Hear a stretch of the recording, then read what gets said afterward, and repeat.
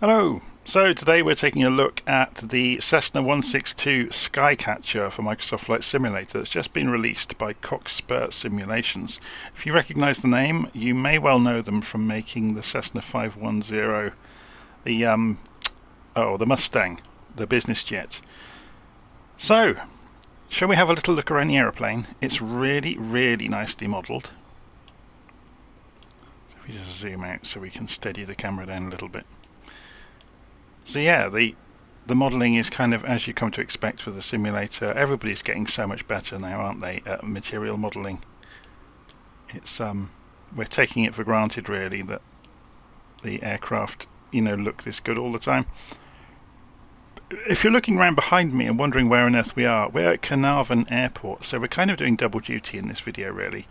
We're going to be both looking at the Skycatcher and also looking at Carnarvon. This is an Orbex scenery for Flight Simulator. So we'll go and have a little look around the airport as well with the drone camera before we set off. So if we go and press the end key to go inside the cockpit. So you can see really modelled nicely inside as well. It's quite dark at the moment, but that's mostly due to the weather.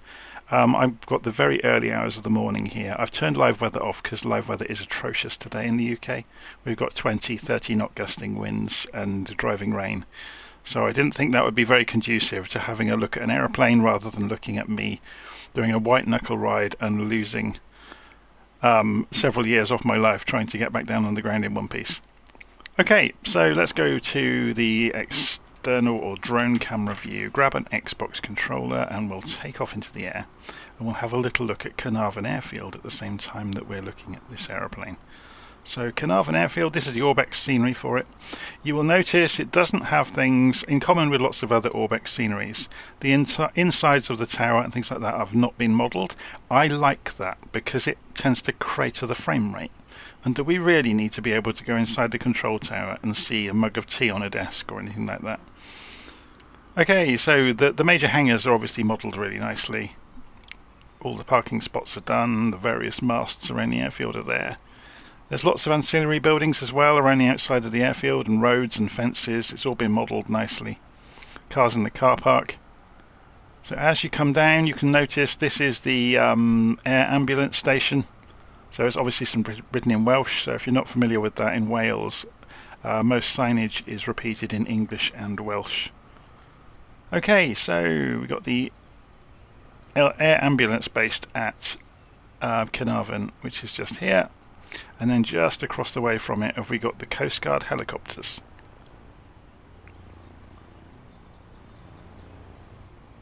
So I know some of the other sceneries have got empty or open hangars, with things inside them to go look at. But yeah, you can see what I'm talking about. The scenery extends outside the boundaries of the airfield. Well, there we've got the usual breakdancing aeroplane from Asobo, thank you for that. So as we come along, looking around the perimeter, yeah, you get lots of, I think this is a mobile home park. So it's very nicely modelled. Or it's at least porter cabins, isn't it? Temporary buildings. But yeah, they may be mobile homes though. So yeah, looking around, the airfield is really modelled nicely. So there's a couple of huge windmills over there.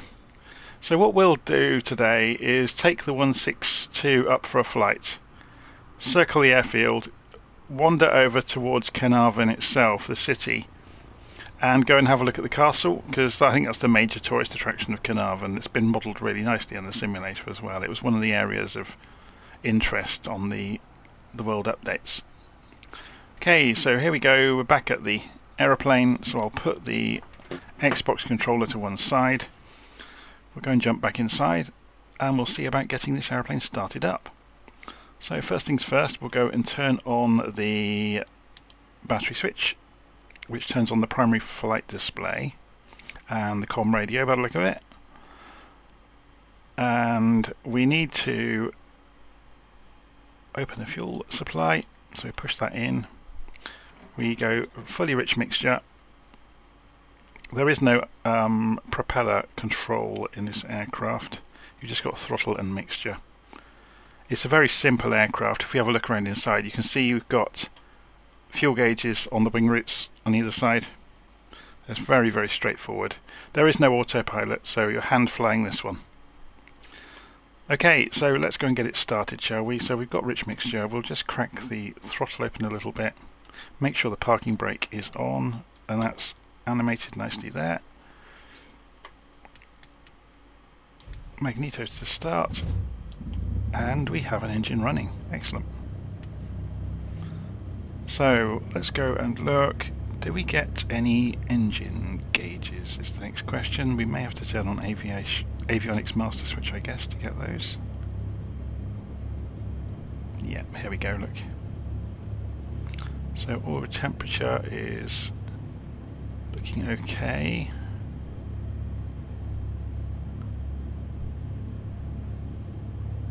Let's raise the RPM up to 1500 and see what happens.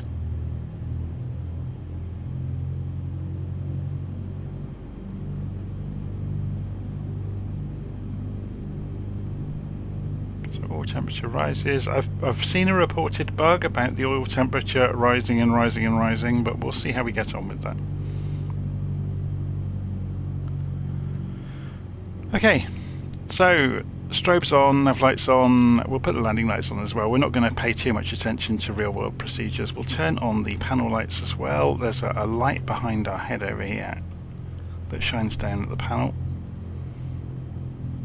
We'll go and put the transponder to on, and we'll taxi out, shall we? So come off the parking brake, and we're rolling.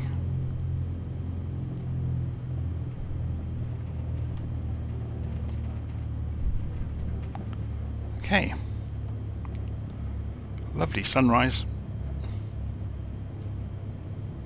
So we come past the hangars. It's the air ambulance. And the Coast Guard. We'll continue on down. They've got the breakdancing extra by the look of it. Is it an extra or is it an RV14 or something? Who knows? Asobo really need to sort that code out, don't they? So down towards the edge of the airfield, and you get to see everybody's whatever everyone's doing in, is it a holiday park? I'm guessing it must be. Or maybe it's just a park with lots of mobile homes. Like an estate. Anyway. Slow down a little bit to make the turn, instead of tipping the airplane over.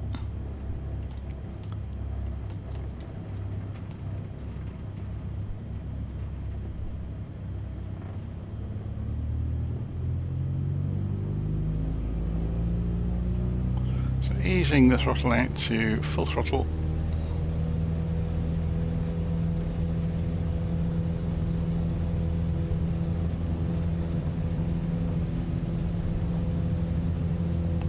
And rotate gently, and we're in the air.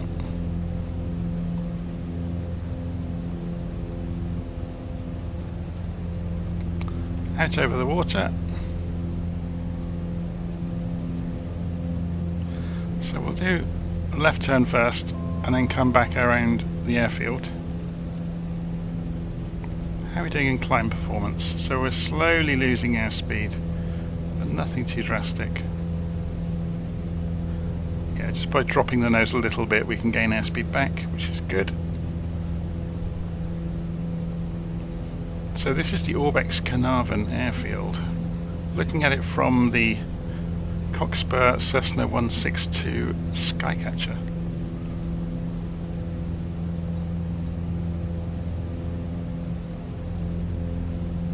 So we are going to go up the estuary here to go and have a look at Carnarvon.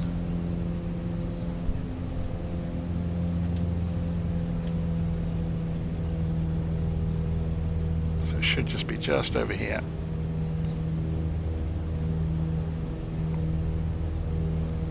So if we stay over the estuary as we pick our way towards it. So there's the airfield. And there's that mobile home park.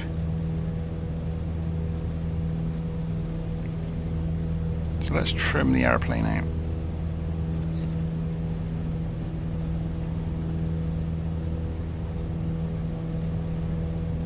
So we're just looking at the vertical speed indicator here, and yeah, it's quite tricky to level it out. You just need to be careful, not overdo it. There we go. So the temperature is fairly high, but I'm not seeing the same evidence of it continually climbing, although it's still early days in the flight. I guess after we've flown around for a few minutes, we'll know if the temperature just keeps climbing and climbing and climbing. It is edging itself higher and higher. So what about the PSI is in the green, carb heat is somewhere near the middle of the gauge, amps is 0. Presumably that's... Oh, we didn't put the alternator on. That would explain that one. We now have 47. Fantastic. So we were running on battery there for a few moments, which isn't a problem. Right, so this is Caernarfon we're just turning back towards. We're going to go have a look at the castle. It's a beautiful part of the world up here. So this is the northwest coast of Wales.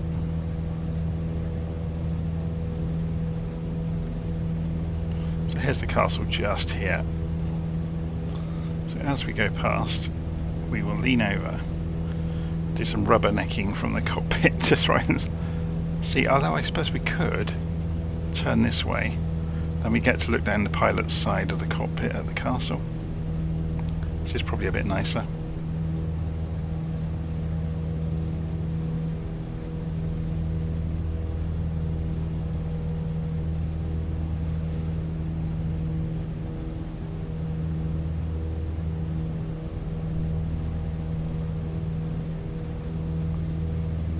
Very cool castle, isn't it?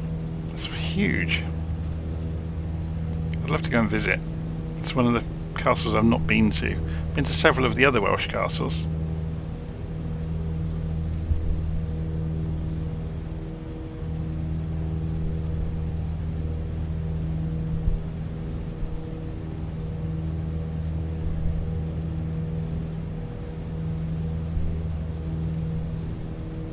So, first impressions of the 162 is that it's remarkably easy to fly. And I think they were right, yes. Look, the oil temperature is just raising and raising and raising. Can we do anything about that? Is there any vents we can open? I'm not sure, without reading the pilot operating handbook, that there is. And it may be, having looked at some of the early reviews, that this is an oversight and it's a bug they'll just have to fix. So if we're only at 750 feet. I didn't calibrate the altimeter, did I? Although actually it looks good. It's fine.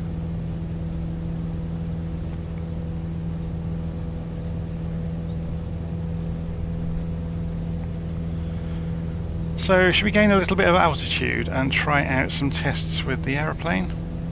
So we go full throttle. I've kind of resigned myself to the fate that the temperature may well just keep on climbing and climbing on the oil temperature. Okay, so we're coming up through 1200 feet in a moment.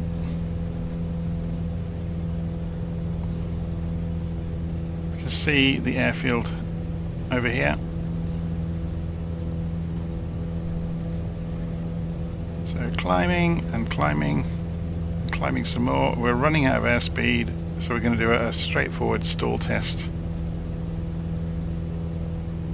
Do we get a stall warning? An audible warning? So we should be hearing it by now, but so that makes me think we're not going to. Oh no, there it goes. At 30 knots. We've got no flaps out, mind. 26 knots, 25, and it suddenly dropped a wing. But we were able to counter that immediately and successfully. So will it spin is the next question.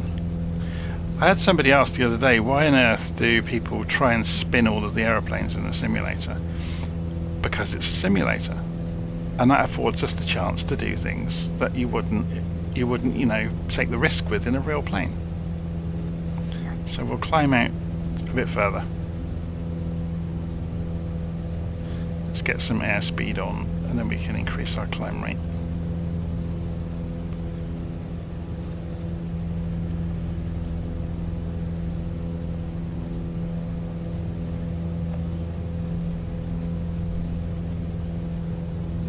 Shall we look at it from outside? It's a nice looking little aeroplane, isn't it?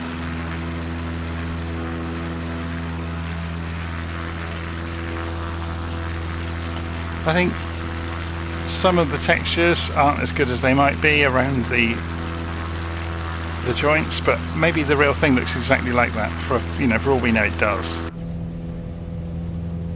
Okay, so I'm going to force it into a stall and then give it a boot full of rudder to see if it will enter into a spin.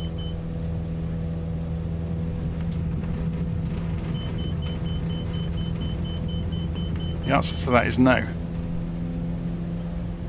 It was having no part of that. So let's do the same thing with no power.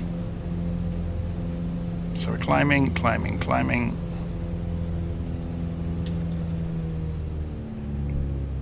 Power back to... Yeah, it's very, very stable. It's gaining a lot of speed even with maximum rudder input. So it's very, very predictable. Let's just try that once more. So without thrust over the surfaces, it's very, very benign in the stall. It doesn't even set the stall warning off, it just falls. Okay, so we can see the airfield down below us. We will circle around and come back in for an approach on runway 29. Is that 29 or 25? It's 29, isn't it? So we're just drifting down on idle.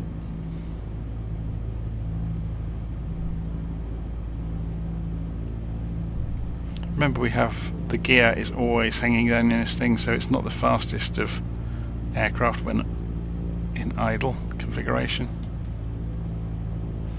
So we want to pull around to about 70 degrees, which will be the reciprocal.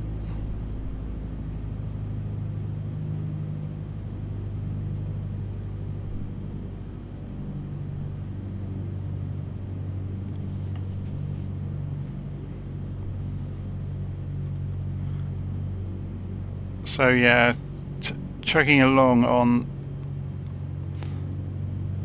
idle hasn't affected the oil temperature at all. Look, it just climbed and climbed until it maxed out.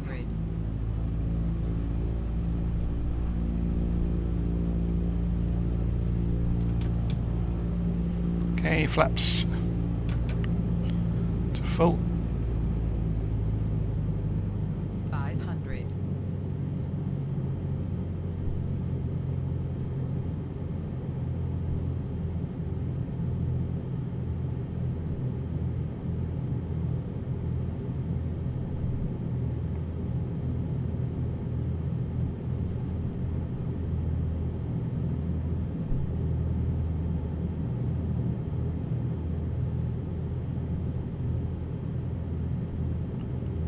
So if we hold it just off the ground on the approach and then see how it loses speed on full flap configuration, see how draggy it becomes.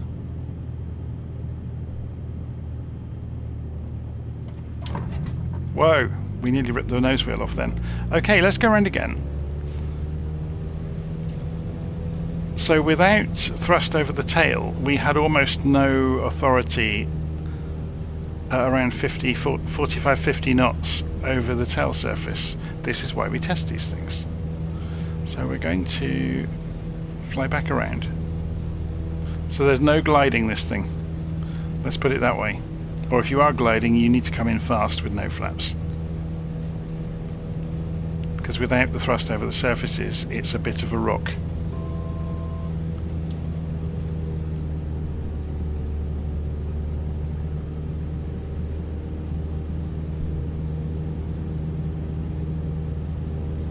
So we'll try that again with some power on this time.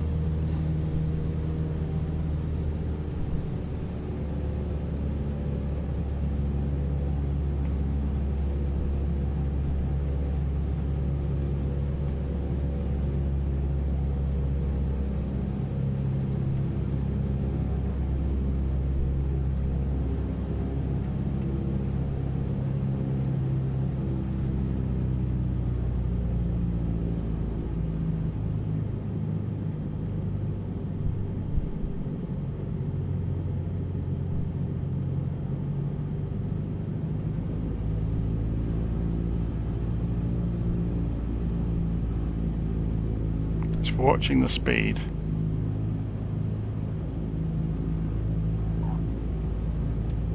It's interesting, isn't it? With a small amount of power, therefore thrust over the tail surfaces, it's a different animal.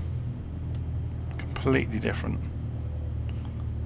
So it tends to skitter on brakes. It's not the most stable under braking. So we're going to taxi back up the nicely cut grass at the side of the airfield.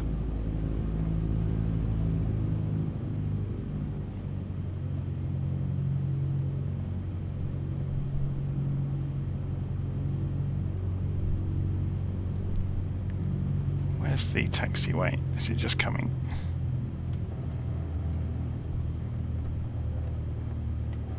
Yep.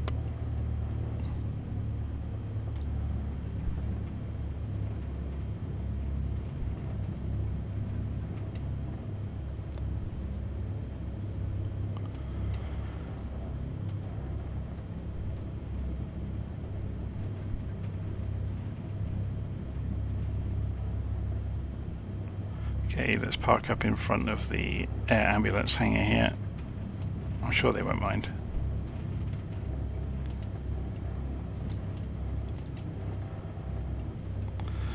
Say, parking brake on. Pull the mixture back to lean, or cut off I should say. Is the propeller going to stop spinning? My word, that rotates very freely. Lights can come off. Avionics master can come off. Alternator can come off.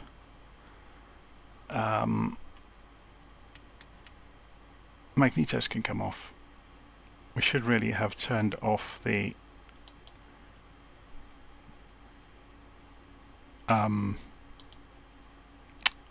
transponder, and the batteries can come off. And we're good to go. So in terms of doors and things, everything works that you'd expect to work around the aircraft. So you can click the latches and open doors, and obviously you can lean out of them. So when you're doing your checks of things, if you're in the aircraft on your own, it's actually quite nice to be able to do that. And you can then close the doors up. You notice the door didn't have a sound, which is a bit of a shame. So whether they'll update it and add a few more sounds into it, I don't know. But actually, you know, for the price you pay for this aircraft, it's not too expensive. It's nicely modelled, it flies well. It doesn't have an autopilot, which I know for some people will be a deal breaker, because not everybody has the time or the muscle strength to sit for hours holding controls. So, and it doesn't stay trimmed out very well, because it's such a light aeroplane. It will, you know, it will get thrown around by turbulence. But otherwise, I actually really like it. It's a smashing little plane. So that's the Cessna 162 from Cockspur Simulations for Microsoft Flight Simulator. Hopefully you enjoyed that. If you did, please do subscribe to my channel and like my videos. I have a blog at johnbeckett.substack.com. All the links are in the notes of the video to all the things I do online, so feel free to go and have a nose around. And I'll see you again soon.